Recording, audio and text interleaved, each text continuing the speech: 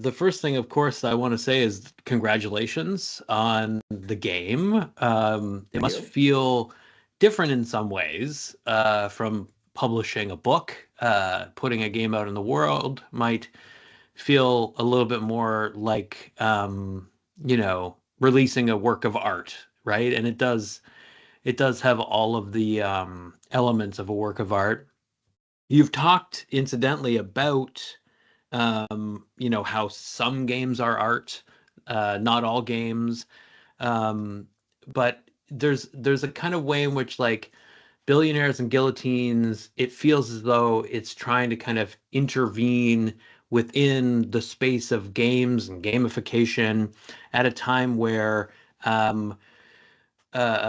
this sort of infiltration of game logics into the social is really kind of extracting and exploiting us in huge ways. And I guess I wanted to kind of start there in terms of what you're writing on games and gamification.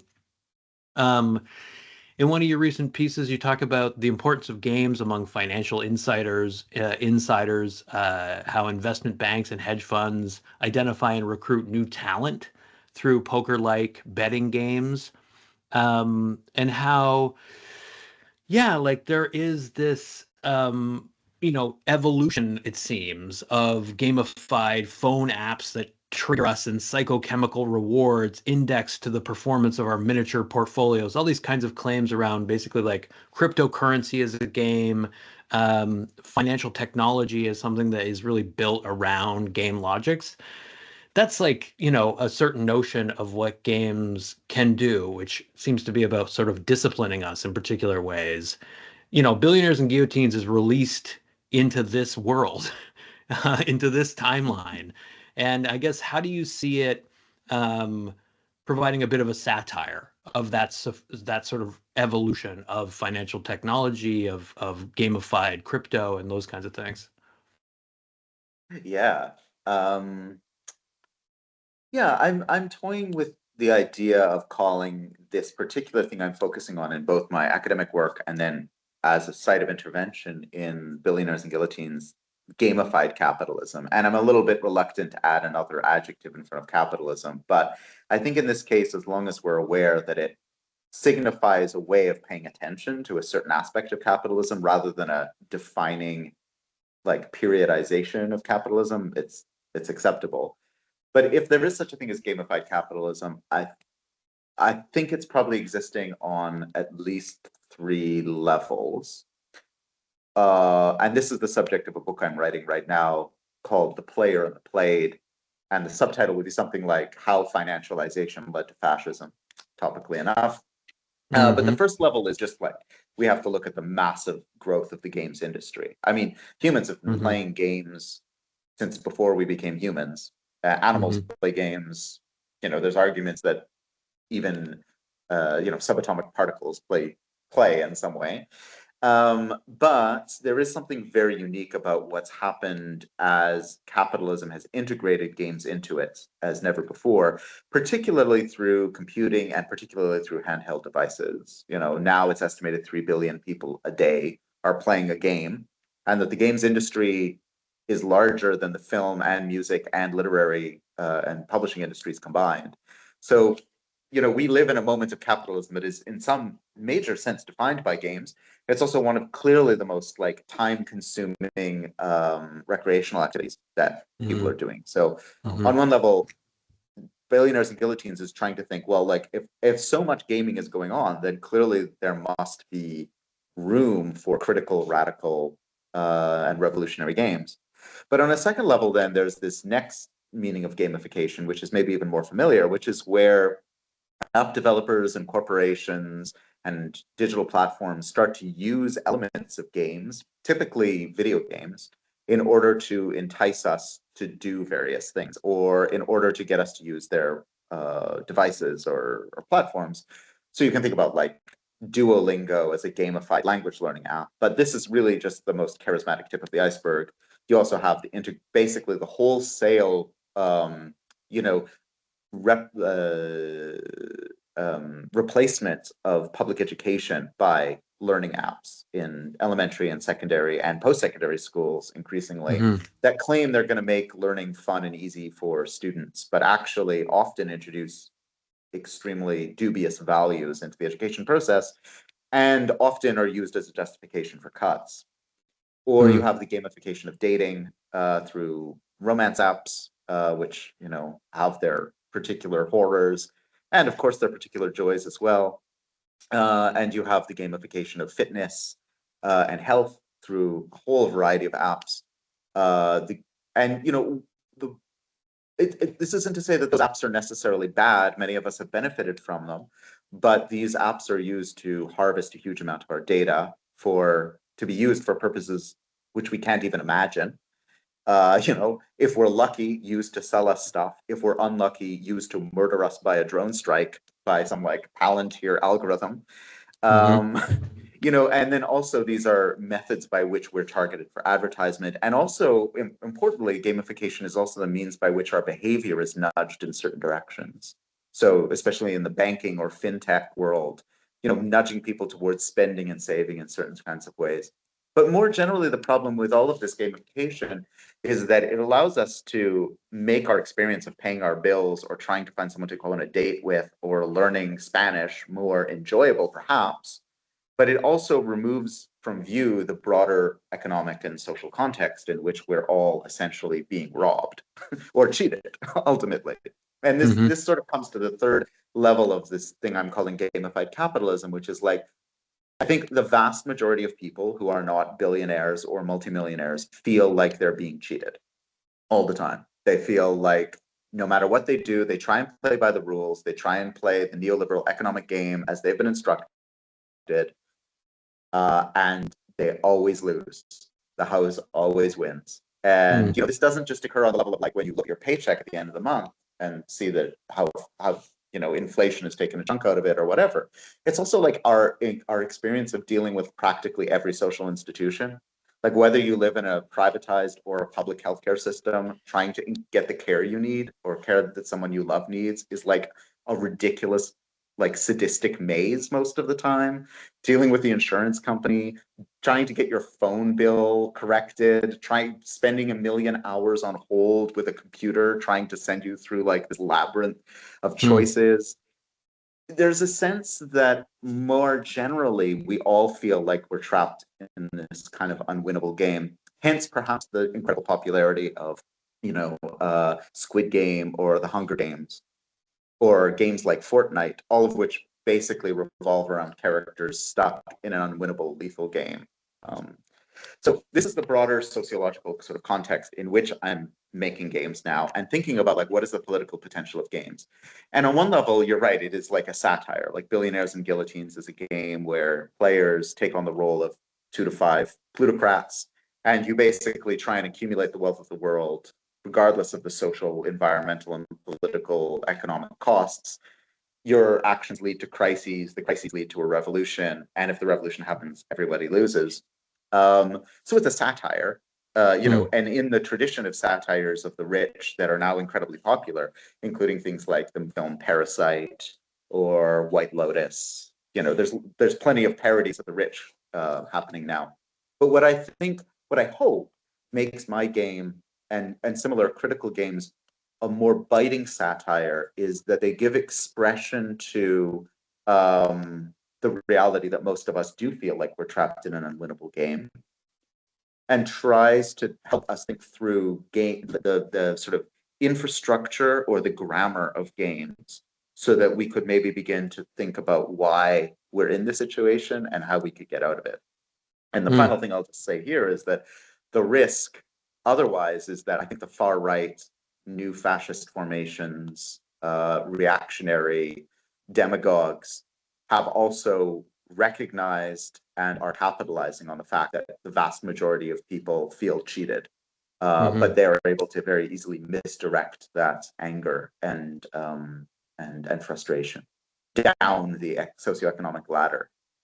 Yeah.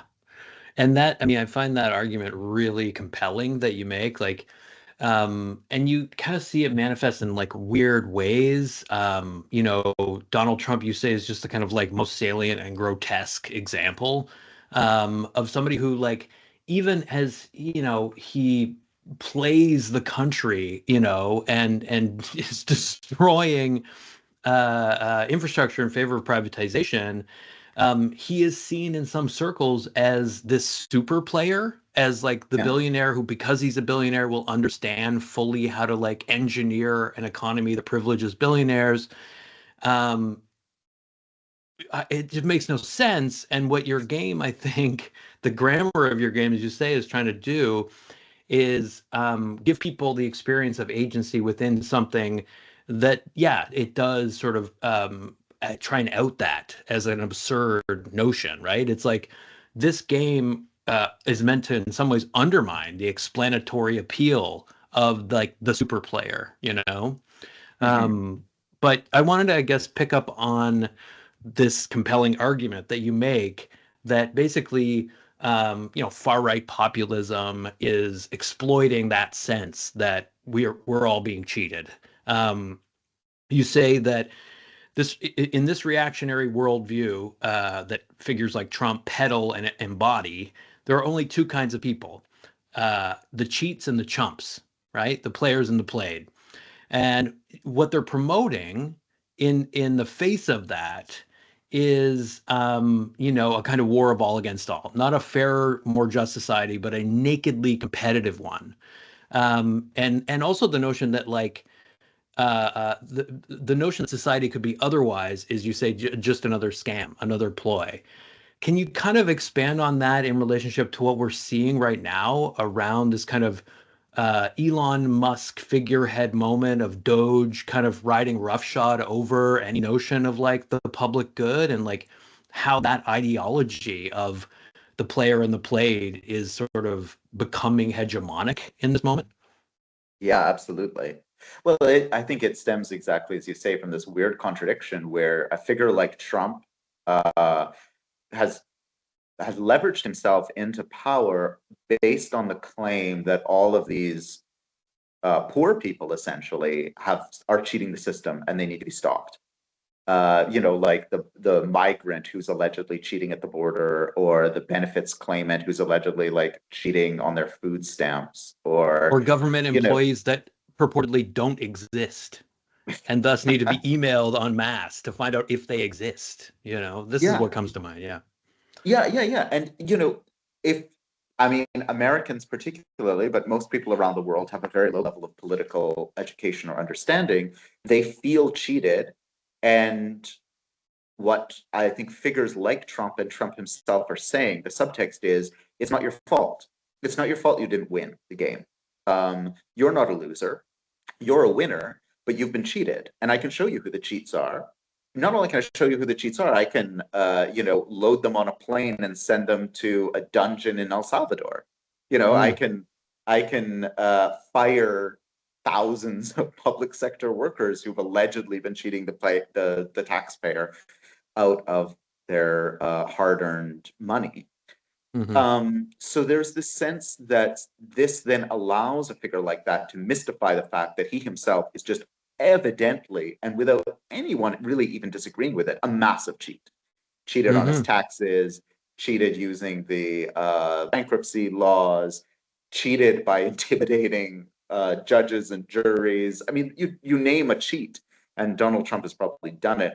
Elon Musk's entire fortune has been made basically cheating the public sector of patents and contracts.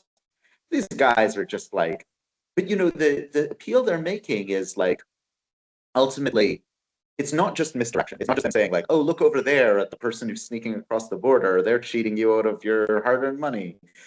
It's also there's another subtext at play where they're like, if you actually could sit them down and get them to be honest for a moment, what everybody knows what they'd say, which is like, "Well, that's what smart people do. Like, did you think this game was fair? This game isn't Right. fair. May Yeah. the strong survive." And if you go to, Hmm. some of the actual like smart fascists in that world, like someone like Peter Thiel, he'll be like, yeah, that's just how it's always been. Like, and any claims to the contrary, any claims that we should have a fair society that protected the weak and the poor, and that redistributed wealth, this was always just a scam by another group of powerful people to try and cheat you out of what you need. So, for example, this is why they hate EDI policies so much, is they see Mm-hmm. this as a kind of scam that's been run by liberal elites in order to sort of cheat the capitalist meritocracy, for which, they would summarize as basically the law of the jungle. The weak eat the Mm-hmm. strong, and the weak's best, the best strategy of the weak is to suck up to the powerful. And Mm-hmm. anything outside of that incredibly fascistic, dark worldview is just represented as a kind of cheat that somebody's playing on you. So the ideological work that is being done here is extremely, I wouldn't call it subtle, but there's something about it that's slightly in the background, but is really built around this idea of both the cheat being the major threat to society and society being nothing but cheats. And the Mm-hmm. smart money is on cheating in various ways.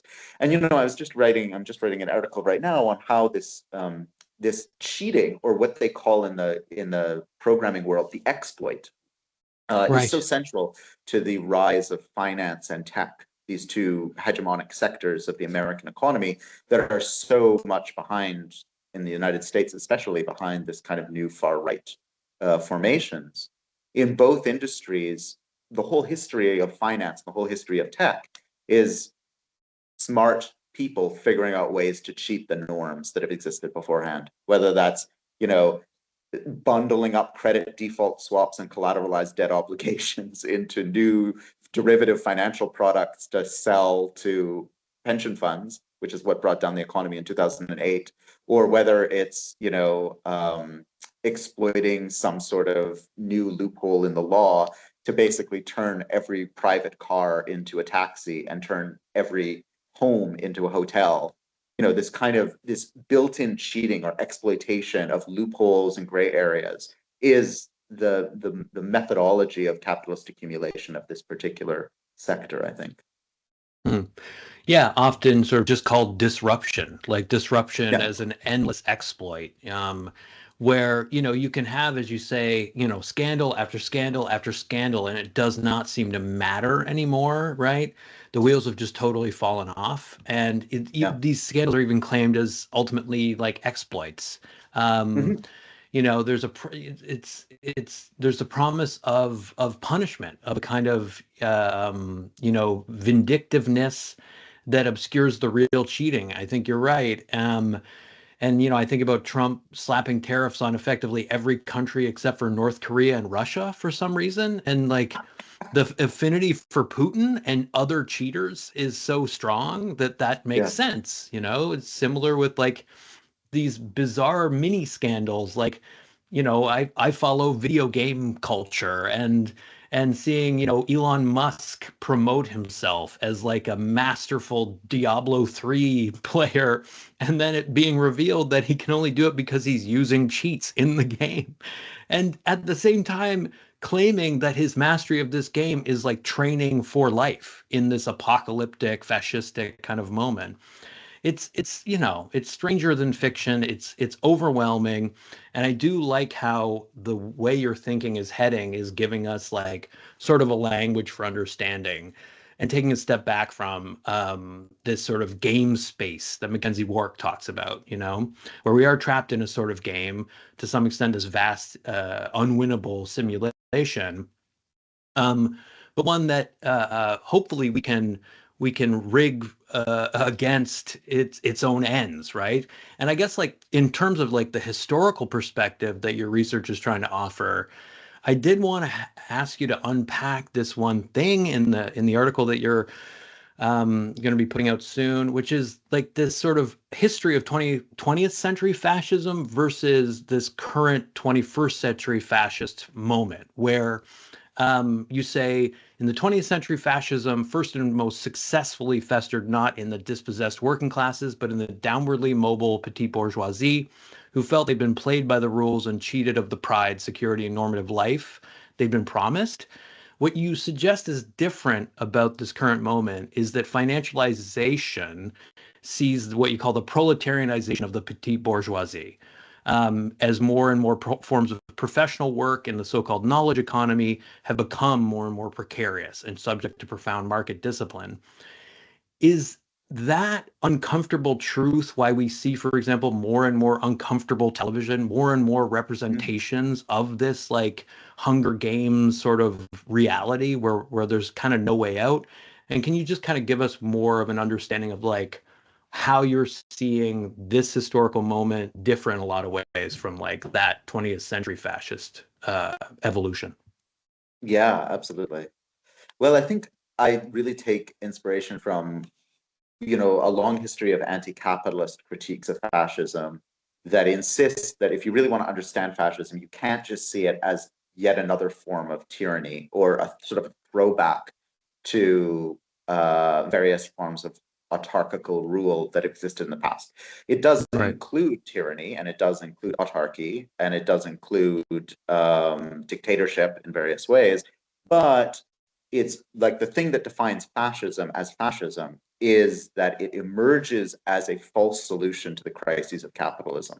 So capitalism, within this view, necessarily, eternally, and inexorably creates crises it can't solve. It just elevates those crises to yet another level again and again and again.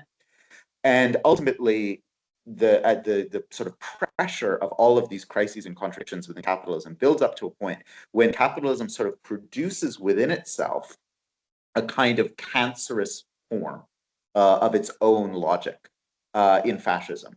And what fascists basically say is like, we will solve this crisis for you. We will solve it through merciless violence. We will solve it by basically suspending democracy, the rule of law.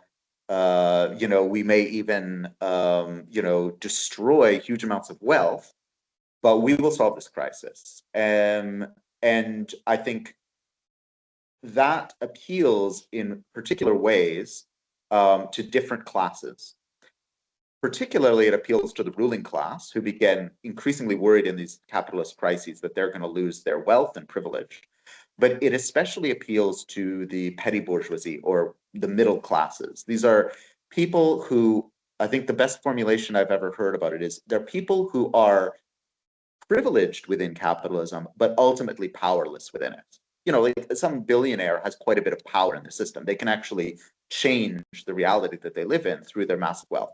But your local shopkeeper or your taxi driver or your doctor or your lawyer or somebody who's like a sort of a middle class person has some degree of privilege in the system. They're not just, working to the bone in a factory or in a care home, but they have no capacity to change their circumstances. And out of this particular configuration, you get a certain kind of seething anger, which often doesn't know where to put itself. The German anti-fascist thinker Ernst Bloch talked about it as the little man who walks around with his fist clenched in his pocket looking for someone to hit, and he always hits the wrong person. Um, and I think that goes some way to helping us explain 20th century fascism, particularly in Germany and to a lesser extent in Italy, where the main supporters of fascism early on were not the kind of dispossessed working class, but were in fact these kind of middle class petty bourgeois types. And what I'm trying to point to in that article is that there's a kind of double movement that's happened now in the 21st century. And one of them is that the proletariat, which is to say like working people, have been increasingly taught to see themselves as the petty bourgeois, to imagine that they have investments, that they're little capitalists. Whether it's your house that you're now renting on an Airbnb or you're going to flip to make a profit, whether it's your crypto portfolio that you think makes you like a big entrepreneur, whether it's your like side hustle trying to become an Instagram influencer or whatever. A lot of members of the working class believe that they are or can be like the capitalists, the big capitalists. They can be the next like Elon Musk, which also helps explain why, against all odds, that incredibly uncharismatic and ridiculous man has a huge number of fans. People see in him, I think, their kind of petty bourgeois aspirations. And he's very good at presenting himself as sort of like self-made entrepreneur. It's nonsense, but he does. So on the one hand, we've all been taught to imagine that we're like the petty bourgeoisie. On the other hand, the reality is that many of the jobs that used to be associated with the petty bourgeoisie, whether it's teaching in a university, being a public school teacher, being a nurse, having a small business, all of these kind of middle class jobs have been proletarianized. They've been made precarious. Real wages have declined relative to inflation in most of the industries. And you also have that kind of this constant sense that you're being exploited, that you're being cheated in these industries. You need only talk to any taxi driver for them to tell you about how they're being cheated in a million and one ways. Often they are. So this double movement creates an incredibly fierce sort of tension that I think is being really easily preyed upon by sort of neo-fascist forces, as it was 100 years ago in the last sort of waves of fascism in Europe. And what makes it so dangerous is that the alternative to that is to say, well, like, most of the people who think they're middle class were never middle class to begin with. We are members of the working class. And the solution to this problem is not for us all to just try our luck at, becoming more like the bourgeoisie and, trying to make, have a million hustles and little games that we're trying to do to get ahead. The solution to this is to have solidarity and to have a completely different economic regime that allows for everyone to thrive. And sure, not only thrive, but maybe take some risks, maybe actually be an entrepreneur. The reality is that, like, 9 out of 10 entrepreneurial efforts fail, and maybe that's as it should be in a capitalist economy. But that doesn't mean that the people who fail should be then consigned to just like die in a gutter. So there could be a system that actually encouraged risk taking and new ideas and moonshots that doesn't include the risk being that you're just gonna be abandoned by your society if you happen to be among the 9 out of 10 initiatives that fail. Yeah, no, I mean, like allowing for people to fail forward, as it were, like to actually, um, play a game, scheme, and then have it not work out and have the results not be catastrophic. There's this moment in one of your articles where you say the only way to survive in a lot of these sort of gig economy jobs is to run your own little scams, hustles, and workarounds, but always with the fear that if you're caught, the consequences could be catastrophic. Which made me think of, Cory Doctorow referencing, is it Will Hoyt's law, right? That, the one principle of conservatism is that there are people for whom the law protects but does not bind, right? Mm, And then others for whom, the law binds but does not protect. And you're talking about this sort of like precarious worker for whom there is no real protection. There's not meant yeah. to be any real protection, but the consequences are nonetheless catastrophic when you fuck up and you lose everything, right? And it's that fungibility, that disposability that I think gamification exposes. But again, it does feel like your writing on it is giving us more of like a clear, sharp language for like really getting it. Yeah. And so I appreciate that, and how you are suspicious of gamification for like very concrete reasons, right? That it does replace collectivity with what you call episodic cooperation. It has constrained forms of agency. If you hustle hard enough, then perhaps you can make a living, but your soul will just be completely evacuated of any vitality. And so I think you're right to suggest that solidarity might be more fun. um, and and I want to get to the game because Mm, one of the most resonant things about the way that you talk about the game is through David Graeber's notion that we do deserve joy, and that we, in a lot of ways what the game is trying to do is give us a little bit of respite from the sorrows that we're experiencing every single day as we consume shock with our morning coffee and just can't, it's hard to get through the day, right? And so it's like a little bit about that, and I love that about the motive to produce the game. But then it's also about sort of simulating for people like the unthinkable capacity of like, having the powers of a billionaire, right? mm, And so it's like it's giving you an attempt to kind of role play as a billionaire in the way that we're sort of like enjoined to imagine ourselves like in those roles under capitalism, but it's doing so in ways that are engineered in certain ways by you, the designer, to evoke certain kinds of experiences, I guess. And you say about the game that you do intend for it to be a vehicle for the radical imagination. You've talked about how it's supposed to function kind of as a form of political education. So I'm interested to hear you talk about that and how you've seen the game kind of function in those ways during playtests, perhaps.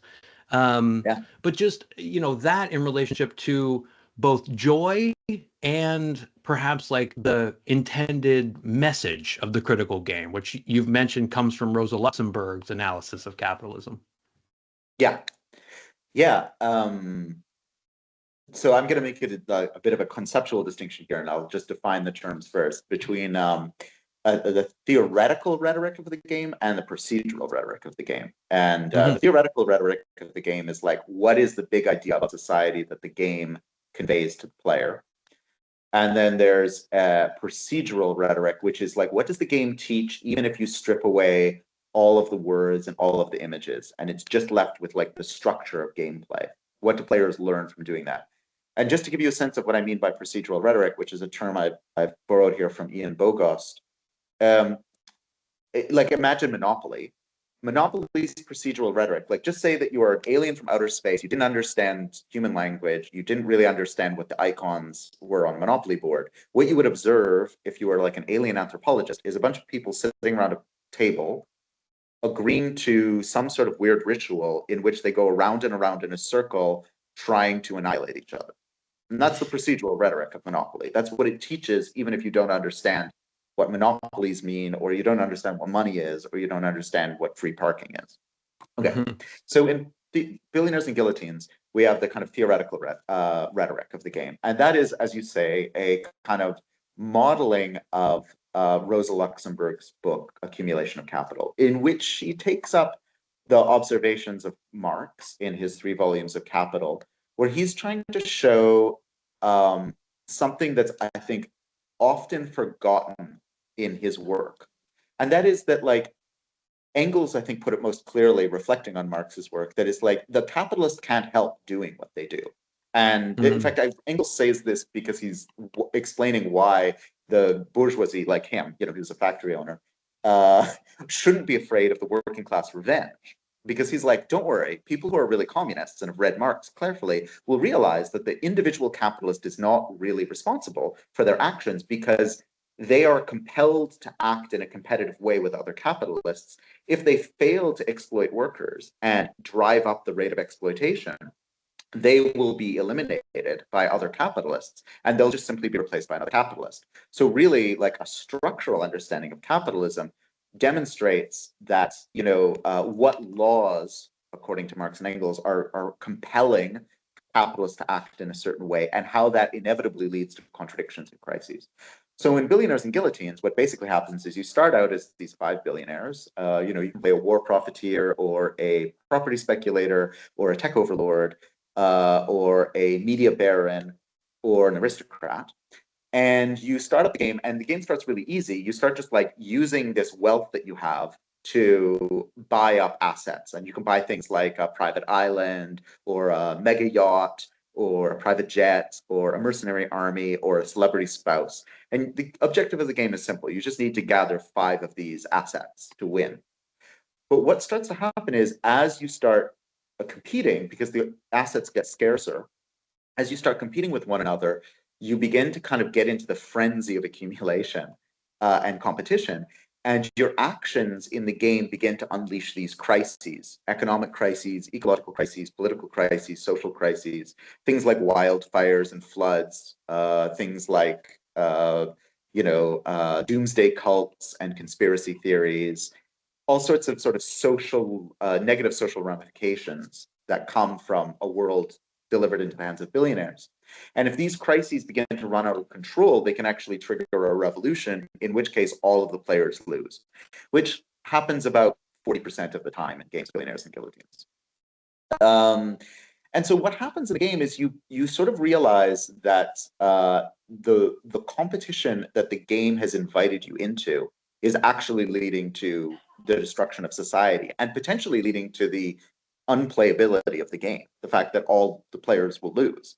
And Mm. this, models, I think, Rosa Luxemburg's sort of elaboration of Marxist crisis theory, insofar as it demonstrates that, even if you are individually as a player acting in your own rational self-interest, you are being the perfect player.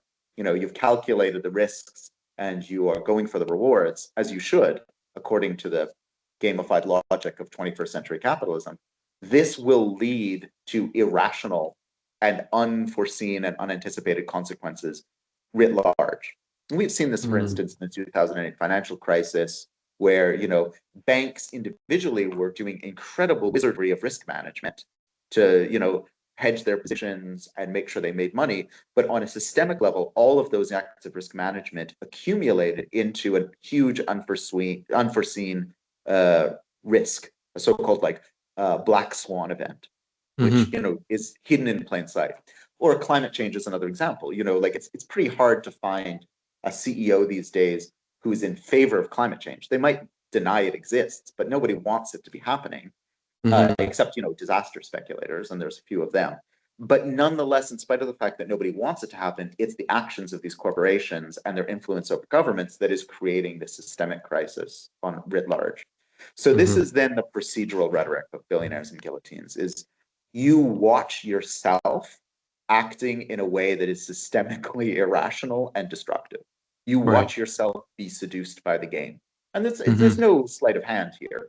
You actually you observe the fact that actually what would be reasonable would be to collaborate with other billionaires and to try and prevent the crises from unfolding. And there's one opportunity in the game where this can happen.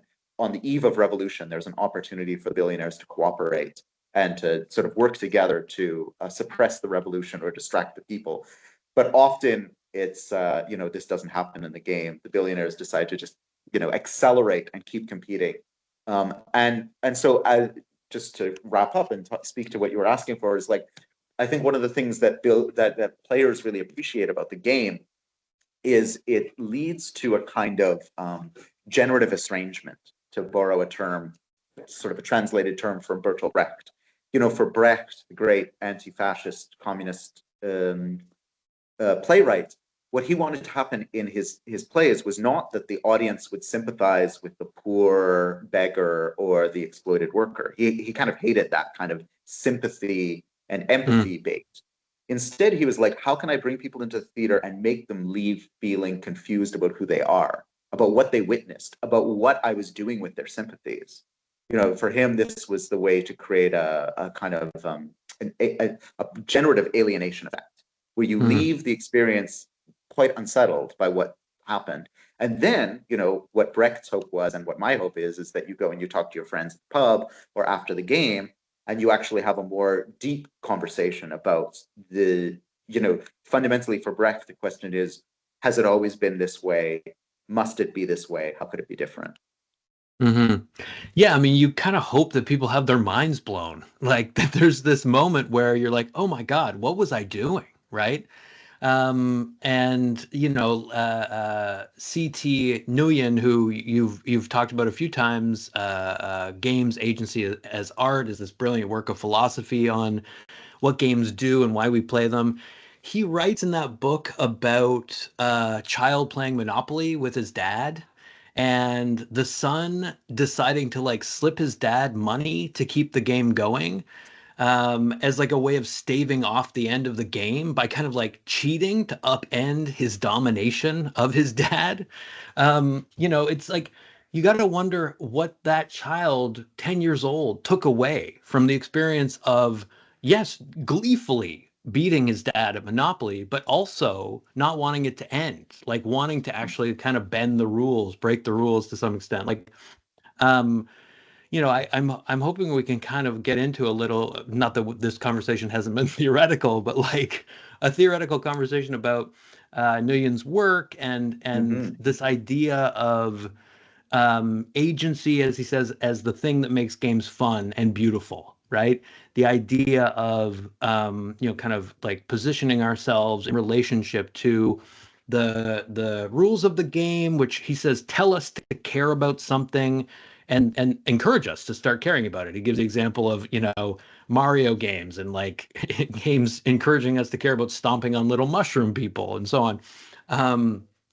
They encourage us to care. I like that as a kind of signal for what games are capable of, right?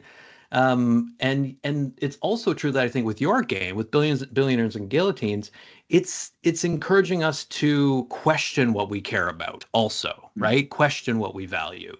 To come away and be able to like experience that kind of estrangement, that alienation of like, what was I doing, right? Yeah. Could you maybe like speak to how reading that book and thinking through sort of theorizations of games allowed you to design this game in a way that was sort of more intuitive than mathematical in a way? Yeah, absolutely. Um, yeah, I mean that book I think has been really informative for me, and I love reading it. Every time I read it, I come away with a new insight, and I love teaching it because Hmm. he's a really clear, persuasive writer, and it's really wonderful for students to engage with, both students in a university classroom, but also in some of the community classrooms that I work in when I'm doing work for social movements and others. Um, and he begins with this, I think, really brilliant question, which is like, okay, let's say that games are art, or are at least partly art, which is a claim that's been made for many years by the games industry and many game designers. I have a lot of thoughts on it, but we'll set them Hmm. aside for a minute. Um, if they're art, then what is it that makes them beautiful? Um, what is their particular aspect that you could find aesthetic pleasure in? And for Hmm. him, it's this question of agency. And the way I summarize this in workshops that I do in game design is like agency. The agency of a player is hard to define, but we know the feeling. And the feeling is Hmm. that when you finish a game, you know that the game would have been different if you hadn't been there to play it. It doesn't Hmm. mean that somebody else couldn't have played the game. It doesn't mean that the game maybe is quite limited. But if you weren't there rolling the dice or flipping the cards or pretending to be a level 10 dwarf cleric, the game would have ended differently. Hmm. If somebody told the story of the game, you would be a character in it. Your agency, your choices matter.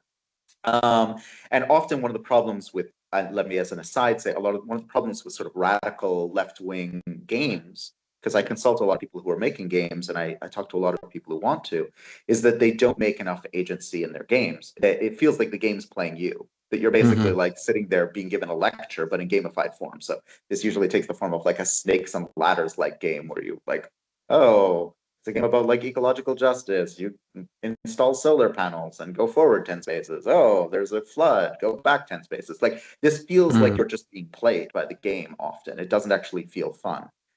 So ultimately for when the thing that makes the game beautiful to us is that it entices us to a form of agency where we feel Hmm. like our actions have real meaningful consequences in the miniature world that we've entered into.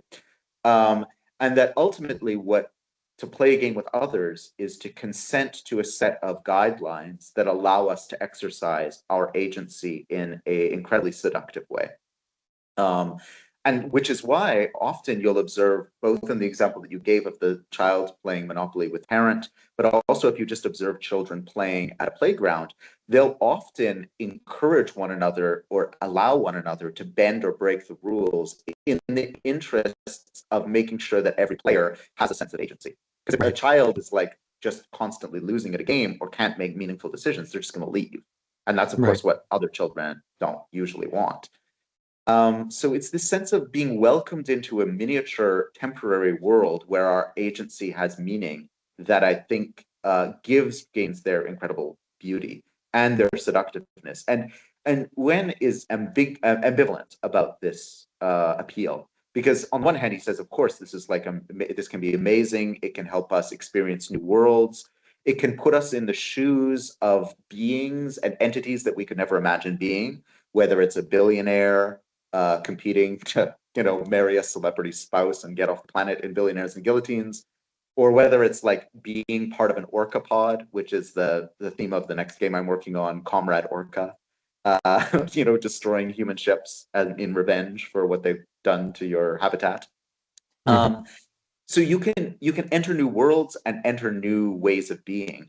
But the seductive thing is that, Wen points out, we live in a world where typically agency is very, very confusing. Just going about our business, like the agency that you have within your family or the people you live with, the agency you have as a member of the public going to work every day, in traffic or on public transport, the agency that you have at work, which for most people is extremely limited and frustrating, the agency you have as a consumer of products, which is extremely limited and frustrating.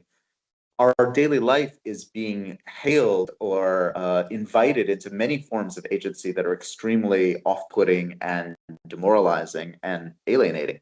And so games offer incredibly seductive escape, because when you put on the VR headset, turn on the console, or bring out the board game, you disappear into a world where agency is typically much, much simpler. The risks and rewards are clear. The consequences are minor to negligible. And so Wen is also very worried about this kind of escapism. And then what the other thing he's very worried about is when we imagine that the world should be more like a game. That, why can't, and you see this, for instance, in like incel culture, for example, where you have these allegedly involuntary celibate men who are like, have learned a culture of extreme misogyny, who talk about dating women because they're all heterosexual or would like to be, as a kind of game that needs to be played. And they accuse women and feminists of making that game somehow unfair for them. So this is an example. They're almost always emerging from game cultures. And the argument here is that like the dating game should be more like a video game. There should be clear rules. There should be clear risks and rewards. If you buy someone flowers, you should get to have sex with them. I don't know. It's all nonsense. But it should all be transactional. Yeah. It should all be transactional. There should be clear rules. And hence the support of many people who have that disposition for the sort of siren song of fascism that says we will impose rules. We will break the rules, but we will also enforce rules on the less powerful. So this is, I think, what Wen is framed here gives us a lot to think about in terms of then making political games and making games as a kind of artistic and political intervention. And I think the one thing I would add to his analysis is that because he doesn't have a very deep analysis of capitalism, and my read on it is that the mistake would be to say that capitalism today grinds our agency to dust, that it just makes us cogs in a machine where we're totally trapped and we feel no agency, and this is why games are so appealing. But my argument would be subtly different, which is to say, in fact, capitalism today, at every point, excites, exhorts, exploits, and seduces our agency. That's why, we're told not to just get into a factory and work ourselves to death, but to try our, play the lottery and become an Instagram influencer. It doesn't just say like buy a white picket house fence in the suburbs and live your life. And have children and die. It says buy the house, then put it on the market with Airbnb and rent it out, then get a passive income, then flip it and buy 2 houses. Then it's all about getting us to exercise our agency as a kind of miniature capitalist agent, as this kind of player figure. And I think that's what makes games so appealing now. It resonates with the character that we've been forced to become, this kind of player, and it gives us, it allows us to play that meta game, to borrow and slightly misuse a term. It allows us to play that meta game, but in a much more satisfyingly contained way.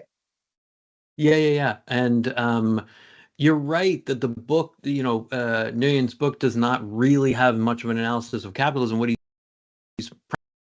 primarily focused on is the imperative of winning, right? And Mhm. what it is about winning that drives us forward when we're playing games. And I think, your analysis is trying to bring, put capitalism on the table and say, like, this is a system that makes us wholly focused on winning at all costs or else, and at others' benefits, or at others' expense, rather, right? For our own benefit, that, my victory must be your defeat. And he doesn't really speak in those terms. He does talk about how for some players, goal and purpose can be one and the same.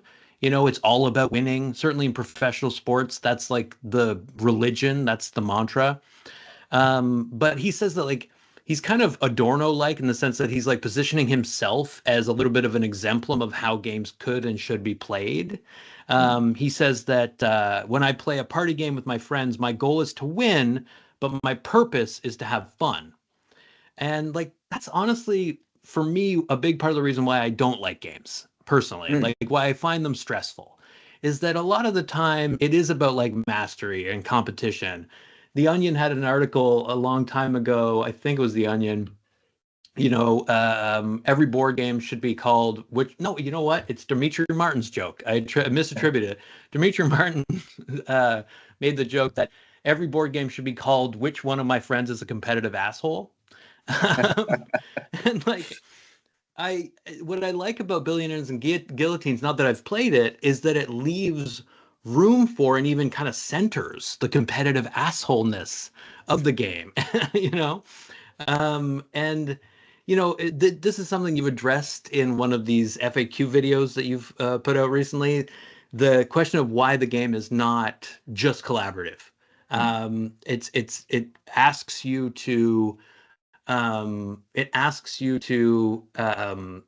have winning as your goal. It asks you to kind of take that subject position, but that's not its perfect purpose. Like from your perspective, its purpose is what you've often called conviviality. Mhm. And I guess I wondered if you had any reflections on that, or if you wanted to speak to maybe how Comrade Orca is in some ways a different kind of game. I don't know. Yeah. Yeah. I mean, let me let me start by saying that I think I love cooperative games. I think they're really interesting, and we're in a renaissance of cooperative games right now that I think is just fabulous. Largely thanks to the incredible work of this one designer named Matt Leacock, who made maybe your listeners who play games might have heard about Pandemic, which of course Hmm. became extremely popular during the pandemic. But it's a cooperative game where you play scientists and disaster workers trying to solve a pandemic. He made another game just that won the big Spiel des Jahres game prize last year with my friend Matteo Matpasse, called Daybreak, about sort of trying to solve the climate crisis. Great cooperative games. But there is, I think, an unfortunate belief that any game that's going to challenge capitalism must necessarily be cooperative. And I don't think that's true. Um, First of all, because I think not there's a we want to believe that the ideological work of games is very direct, that if you play a cooperative game you will learn to be a more cooperative person, Hmm. and by contrast the idea is that if you play a competitive game you'll become a more competitive person, and I'm not sure that that presumption has a lot of weight to it. I think Hmm. that these, like to follow Wen's analysis, these are ways of trying on different forms of agency. And I also think, and this might be an unpopular opinion to have on the kind of critical left, but I actually don't think that there's a problem with competition. And I think we'd be very, very unwise to imagine we can just like eliminate it from society. I actually think competition is quite normal and natural. It's there in almost every animal that we've studied. And Hmm. it's certainly very hard to say it doesn't exist in our own lives, or in human history. Although I think it often takes complex forms. Somebody might not be competitive at games, but they might be very socially competitive, for status within, they might be competitive with some people and not competitive with other people. pretending not to be competitive can, in weird ways, be a form of competition as well. It's all about navigating our roles within complex social worlds where we don't have all the same resources and the same access to things. I think the thing that we need to do away with is a system built on competition. I think that's destroyed the planet and destroyed most people's lives, and we don't need it. I think it Right. hasn't really produced the kind of innovation that we've been promised. It's certainly produced some innovation, but it's also produced an incredible amount of misery. And I think innovation can be produced through other means. And in fact, most innovation is cooperative to begin with, rather than competitive. So I think the Hmm. claims that we need to build our whole society around competition, which is essentially the core presumption of capitalism from Adam Smith onwards, I think that's bogus. But I think actually Hmm. we need to be careful and thoughtful about how we create arenas for some of our potentially dangerous tendencies as people. And that I think Right. games actually provide a great arena for us to exercise our competition in a way that's safe and in a weird way, in that way that Wen is speaking about, also weirdly collaborative. Like you can compete as much as you want, but essentially if you're 10 times better than anyone else at the game you're playing and you just crush them into the dirt, you're going to run out of people to play with. Ultimately, playing a game, even a competitive game, is cooperative in the sense that you all agree to sit down and play a game together if the game's going to be non-coercive and if it's going to be fun. So I think there's a lot of room to work with competition. I think competition can be fun. In Billionaires and Guillotines, I designed the game to be fun for people who are competitive players, but also there are sort of ways to have fun even if you're not very competitive. It's a game that you don't need to be very good at to still be competitive as a player. Like you could just kind of randomly flip cards and you'll still be kind of in the game. In fact, sometimes you'll do better than players who have a very good strategy. You can also just forget about competing and just really get into the character of being a billionaire. Some people play the game to lose because they're sympathetic with the rebels. They want the billionaires to lose. All of that works within the game because I a love game that. is The just a, saboteur. you can be, yes, that's, well, we also have that in the first expansion kit, is you can Of also course. play a rebel sympathizer. But even if you're playing the basic game, you still can have fun trying to ruin the game for other people. Right. Uh, you know, as they call it, griefing in the video game, just having fun by causing other people grief. Um, all of these are just ways, like a game is a tool that we use together for having fun. And you can use that tool in a lot of different ways. And I regret that a lot of game designers only make games that allow you to have fun in one way, which is to like compete within the Yeah. rules. Also, people cheat in amazing ways in Billionaires and Guillotines. I've seen some legendary cheating, not just hiding cards up sleeves, like bald-faced lying. Just, it's a great game for that as well. Yeah. But all Sorry. this is to say, I also do Yeah. love cooperative games and I do design them, including, as we were saying, Comrade Orca, where you play a Hmm. cooperative pod of orcas trying to take revenge on humanity for destroying your habitat. Um, and that game, I just want to say a quick thing about because Hmm. I'm kind of obsessed with it right now. It's a game. So the best way I can describe it to people who can't see it is it's sort of like a cooperative version of Battleship, except one person metaphorically has a blindfold on, and they're the ones who get to target the ships, and Mm. everyone else gets to look at the ships, but can only communicate with the blindfolded player by whale noises. So essentially, that means everyone's sitting around the table and going like, and trying, but the whale who's blindfolded doesn't know the whale language. So Mm. they are trying to understand what's being communicated to them so everyone can win the game together. And then there's other layers of complexity in the game, like some orcas get confused and some might be secretly working with the humans. There's a bunch of stuff that comes in the more advanced levels of the game. But I am so fascinated by how quickly people learn through games because Comrade Orca is in early playtesting right now. But one of the things that I'm constantly surprised by is how quickly players learn to speak fake whale language.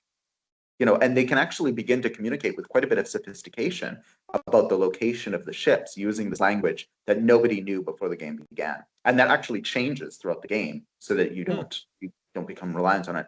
And I think it just demonstrates, you know, how profound games are to our process of learning and socialization.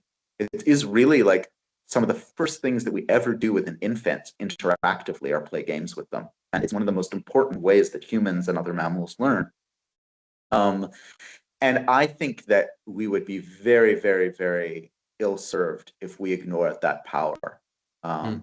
Because I think what it gets to, as Wen points out, is it teaches us how to have a kind of flexible agency in the world, how to see what options lie in front of us and make the move that's most advantageous, not just to us perhaps, but to our community or to Hmm. ourselves in a long-term sort of way. Yeah, yeah, I agree. And I think sort of conceding the point or ceding the power of games to this kind of cabal of neuroscientists and tech overlords that have figured out ways to game us um, is obviously a terrible strategy. And I like the playfulness of these games a lot. I like the freedom that they offer. And I wish you all kinds of success with these games. It's a new kind of venture in a way, right? Like trying to invent and socialize games in this really saturated space. So like yeah, I think it's really fascinating. There's more that I could ask you about the kind of messy complexity of competition in relationship to like one of my loves, which is basketball. Mm. The ways in which basketball through analytics and second spectrum, I think it's called, and all of this like hyper surveillance style like ways of kind of gamifying the game has really taken a lot of the joy and improvisational qualities out of that game. That's something I think about a lot. But Mm. the last thing I guess I wanted to ask you about, because this is a game that is trying to give the experience of a kind of, agency as pedagogy at a moment of rising fascism and financialization. Have you played the game Secret Hitler? Do you know this game? I I've And what do you think never about played it myself, games but I've like observed it being played several times. Yeah. I've played it like we've played it as a Yep. family, and it does generate a lot of these like hilarious moments of missteps and mishaps and strategies. And I mean, like it's a social game, social deception game, I suppose. And it's sort of tilted toward fascism winning, it feels like, Yeah. more often than not. And I like, Billionaires and Guillotines is obviously like more radical, more explicitly about this kind of apocalyptic potential that oligarchy is presenting us with. So I was kind of curious about that, but anyway, I don't want to take too much more of your time. I just want to say I appreciate the amount of thought that you have put into this and all of the, work that you've done. Thank you. Yeah. Yeah, well, let me quickly say about Secret Hitler that I think I mean, it's a brilliant game. It's really well designed. Hmm. And I think it's hard to make it's a genre of game called social deduction. And it's really hard to make those games work for like any kind of player. Like, Hmm. very experienced players who are very Yeah, good at those kind of games and also new players. And I think they do an amazing job. I believe it's by the same company that made Cards Against Humanity. I Um, think you're right. Yeah, and it's interesting. Those games are kind of like obviously they have a kind of edgelordy vibe where they're like, totally. "Aha! I'm gonna make a game about Hitler and Nazis. We're Ah, how do being you like that? bad. And We're I'm gonna being make bad, Cards aren't Against we? Humanity." Yeah. Yeah, but these guys are actually, I think, their politics seem pretty cool from what I've seen. I haven't seen a lot, but the more I would say is this that like there's a fascinating book called Kingdom of Play, which came out a couple of years ago, which is by a science journalist. And he sort of rounds up the last 20 years of studies of animal behavior in terms of play. And it's a gorgeous book. It's very well written. And it's wonderful to see all of the different forms of play that animals exhibit. Hmm. Especially, of course, being a human, we're very narcissistic. It's also extremely interesting to look at other forms of play of species that we would consider intelligent. So like orcas, dolphins, rats, dogs, crows, and Octopi. magpies, other corvids. like animals that we like and that we think like us. Mm-hmm.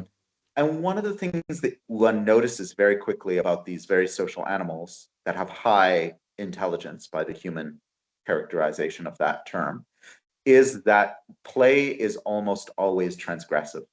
Um, Play is rarely just play.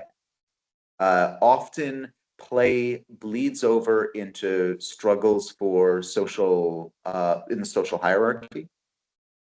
It often bleeds over into sex. It often bleeds over into fighting. So play is always, I think, quite indeterminate. It's always a kind of threshold uh, activity. And it explains why, for many of us who study games and play, once you start studying it, you begin to see it everywhere. You're like, oh, me using my like debit card is a form of play. And and maybe the way I'm walking down the street today is a form of play. You begin to think of everything as a game, which it isn't. Not everything is a game and not everything is play. Everything might include an element or a potential for playfulness, perhaps. But I think there is a tendency among those who have an interest in radical or critical games to want to eschew and move away from transgressiveness and from the way that games can offend us and insult us and make us feel uncomfortable.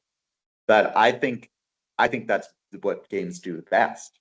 And I don't think anyone who's playing Secret Hitler is going to become a Nazi. Like it's almost the itinerary by which a mind would have to travel to get from playing that clearly satirical game to goose stepping around and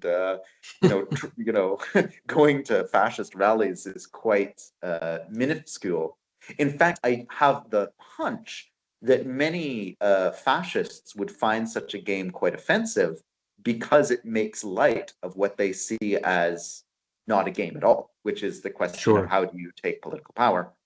I think actually there's a lot more for people who are interested in a project of collective liberation to learn about transgressiveness.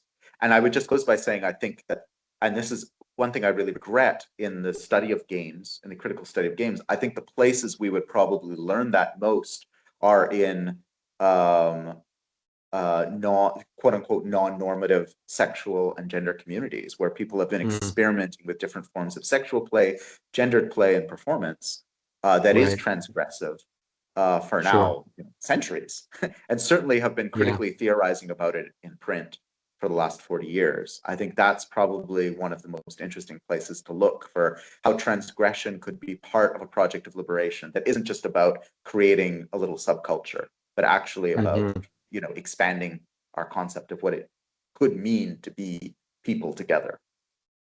Yeah, no, for sure. There's tons more there, but we might need to wrap up. So yeah, congrats again on it, and I look forward to getting my copy and having a go at being one of these terrible people in the world. Very good. Thank you so much.